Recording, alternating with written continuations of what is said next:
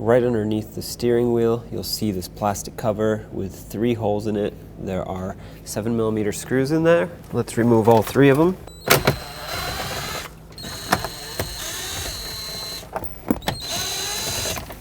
Next, grab onto this, pull it down, and then separate the 2 halves. Remove both of them. Right here you'll see the 2 connectors that need to be unplugged. Press on the tab, remove that smaller one. Then this one has a little tab here that you have to lift up right in the center.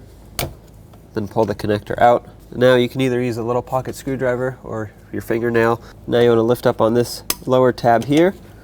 Pull out on the switch to hold it unlocked. Do the same to the top, except you're pushing down, and then slide this out. There it is. To install the new one, simply slide it into place. Make sure it clicks, and then reconnect the connectors. This larger one and the smaller one.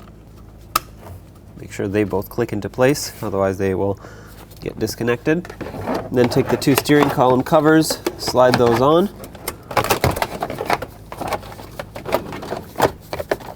There's the bottom half. Make sure that this goes around this part here on the outside, on both sides.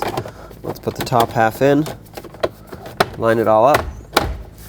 It should snap into place. I have a couple broken clips here, so the screws are going to be what's holding mine in place, but it should snap together. There we go. And now let's put the 3 screws in. Okay, that's secure.